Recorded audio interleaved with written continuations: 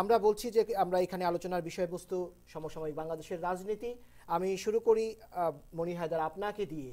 রাজনীতি এখন ফোন আলাপের মধ্যে ঢুকে পড়েছে।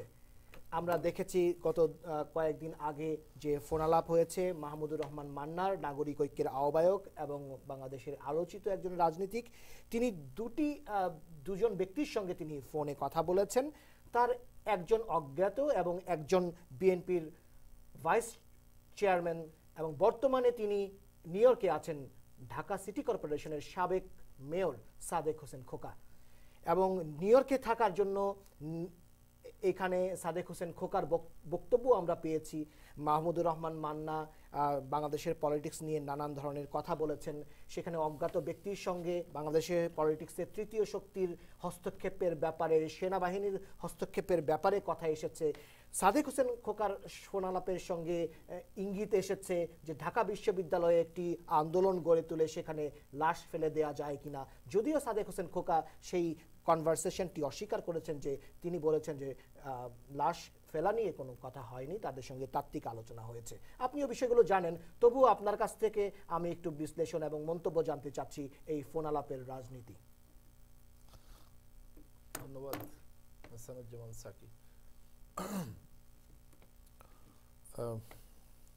আসলে এই যে ফোন আলাপ নিয়ে আমরা আলোচনা করছি, বা বাংলাদেশে বা পৃথিবীর যেখানে যেখানে বাংলাদেশিরা আছে তারা সবাই এই ফোন আলাপকে ঘিরে এখন নানা রকম আলোচনা, দেশে নানা রকম সংবাদ, সরকারের নানা পদক্ষেপ, সরকারি দলের নেতা মন্ত্রীদের নানা রকম বক্তৃতা, বিবৃতি, ঝাঁঝালো কথাবার্তা, এই সব কিছুর গ্রাউন্ডে বা মানে কারণের জায়গায় তো রয়েছে যে দেশের একটা খুব নাজুক দশা, খুব অসহায় অবস্থা দেশ এবং দেশের মানুষের।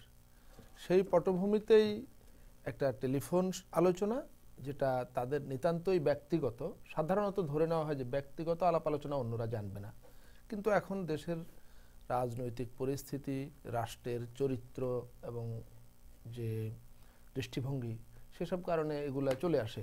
এক একজন এক একভাবে নাম্বার সংগ্রহ করা বা পরিস্থিতি নিজের অনুকূলে নেবার জন্য এগুলো করে থাকে। আমার একটা জিনিস মনে হয় যে এই বাংলাদেশি বা বাঙালি যে জাতি বলুন, আমাদের দেশের, আমরা বাংলাদেশে যারা বসবাস করি, এই যে জাতিটা, এই জাতিটার নাম হওয়া উচিত ক্রান্তিকালীন জাতি। ধরেন আপনি সাংবাদিকতা করেন 20-22 বছর, আমি মানে 20-22 বছর না হলেও কাছাকাছি, আমিও এরকম। এই এই সাংবাদিকতার কালে বা আমাদের বয়স যতদিন হয়েছে, আমরা দুজনেই স্বাধীন বাংলাদেশ প্রজন্মের মানুষ, এই কয়েক বছর পর পরে ঘুরে ঘুরে ক্রান্তিকাল আসে, আর আমাদের ক্রান্তিকাল দেখতে হয়। এক একটা তথাকথিত ক্রান্তিকাল আসে, একটা লম্বা সময় দেশের মানুষ অসহায় হয়ে যায়, জিম্মি হয়ে যায়, তারপর একটা ক্রান্তিকাল কাটে, কদিন পর আবার ক্রান্তিকাল আসে। এটা একটা ক্রান্তিকালীন জাতি। আর বাংলাদেশ রাষ্ট্রটা হলো একটা সংকটযুক্ত দেশ। অগণিত মানুষ তাদের জীবন দিয়ে, রক্ত দিয়ে এই দেশটা তৈরি করেছে মহান মুক্তিযুদ্ধের মধ্য দিয়ে। এমন একটা সংকটযুক্ত দেশ তৈরির জন্য কি এই আমাদের পূর্বসূরীরা জীবন দিয়েছিলেন? তারা যদি জানতেন যে তাদের জীবনের বিনিময়ে সৃষ্টি হওয়া দেশটা এই কদিন পর পর এরকম সংকটে হাবুডুবু খাবে এবং জাতি এরকম ক্রান্তিকালের মধ্যে ঘুরপাক খাবে, তাইলে হয়তো, আমি জানি না, আমার মনে হয় যে তারা আদৌ এই মুক্তিযুদ্ধে যাওয়ার কথা অনেকবার চিন্তা করতেন, যে কি বানানোর জন্য আমরা এটা করতেছি। মানে তাদের আত্মা যে কি কষ্ট পাচ্ছে এগুলো দেখে, সেটা তারা জানেন, আল্লাহ মালুম জানেন।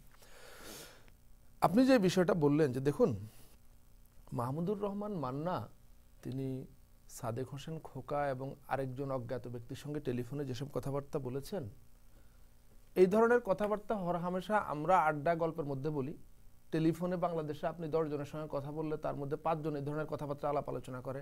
আমরা সাংবাদিকরা, পলিটিশিয়ানরা তাদের লেভেলে যদি টেলিফোনে কথা বলেন, আপনি যদি সমস্ত ফোন রেকর্ড করতে পারতেন, তো আপনি দেখতেন যে তার মধ্যে 90% ফোনে এই ধরনের কথাবার্তা আলোচনা হয়। অতীতে যারা আন্দোলন সংগ্রাম করে বড় বড় নেতা হয়েছেন, প্রধানমন্ত্রী হয়েছেন, মন্ত্রী হয়েছেন, পরবর্তীকালে তাদের বিভিন্ন ভূমিকা এবং বক্তব্য বিবৃতির মধ্য দিয়ে প্রতীয়মান হয়েছে যে তারা এর চাইতে ভয়াবহ আলোচনা করেছিলেন, কিন্তু প্রযুক্তির অভাবের কারণে সেগুলো হয়তো টেপ আকারে বের হয়নি, এরকম অডিও ক্লিপস আকারে বা ভিডিও ক্লিপস আকারে ইউটিউবে বা সোশ্যাল মিডিয়াতে বা জনসমক্ষে আসেনি। কিন্তু এটা প্রমাণিত যে এ ধরনের আলোচনা তারা বহু করেছিলেন। আপনার এখন উদাহরণ দিতে গেলে অনেক আসে। আপনি দেখুন, অতীতে যে সমস্ত সামরিক অভ্যুত্থান, সেনা হস্তক্ষেপ বা অন্য কোনো ফরম্যাটে যাই ঘটুক না কেন, অসাংবিধানিক পদক্ষেপ, সবগুলোর সঙ্গেই পরবর্তীকালে বহু নামকরা পলিটিশিয়ানের সম্পৃক্ততা কিন্তু প্রমাণিত হয়েছে, প্রকাশিত হয়েছে।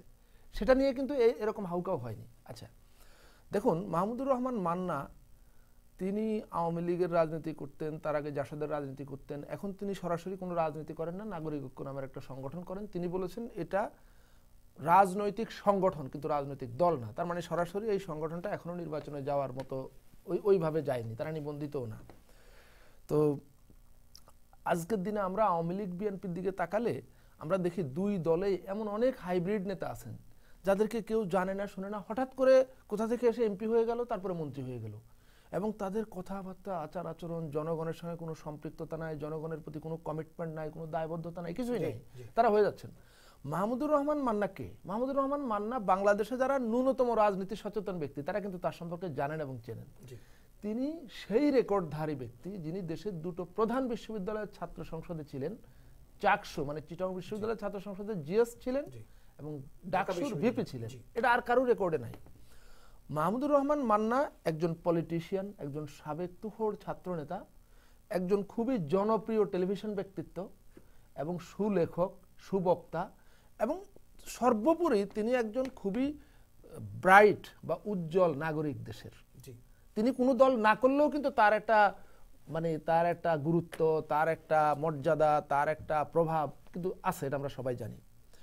সেই মাহমুদুর রহমান মান্না তিনি দুটো টেলিফোন কনভারসেশনে যে কথাগুলো বলেছেন, এগুলা নিয়ে যে ধরনের হাইপ তৈরি করা হয়েছে আজকে, মানে খুবই রাজনৈতিক দুরভিসন্ধিমূলকভাবে বা উদ্দেশ্য প্রণোদিতভাবে, অতীতে এর চেয়ে ভয়াবহ, মানে মারাত্মক ভয়াবহ কথা বলার পরেও কিন্তু এর 100 ভাগের 1 ভাগ হাইপও হয়নি। আপনাকে শুধু একটি ঘটনা বলবো, একটি লাশ পড়লে 10টি লাশ ফেলে দেওয়া হবে, প্রকাশ্য জনসভায় বলা হয়েছিল। কে বলেছে সেটা দেশের মানুষ জানে। মাত্র কয়েকদিন আগে চিটাগংয়ের ডিআইজি কুমিল্লার 14 গ্রামে এক জনসভায় প্রকাশ্যে বলেছে যে একটি লাশ ফেললে আমরা কিন্তু 3টি ফেলে দেওয়ার ক্ষমতা রাখি, থ্রেট দিয়েছে প্রকাশ্যে। কোনো কিন্তু এটা নিয়ে আলোচনা হয় না, আমরা সাংবাদিকরা এটা নিয়ে খুব আউকাউ করি নাই, নিউজ হয়েছে, উনি বলেছেন, পত্রিকায় নিউজ হয়েছে। এখন হয়েছে কি, বাংলাদেশে হচ্ছে রাজনৈতিক কারণে খুবই তুচ্ছ বিষয়কে, ওই যে তিলকে তাল বানানো হয়, আবার রাজনৈতিক কারণে তালকে লুকিয়ে তিলের চাইতেও ছোট করে দেওয়া হয়।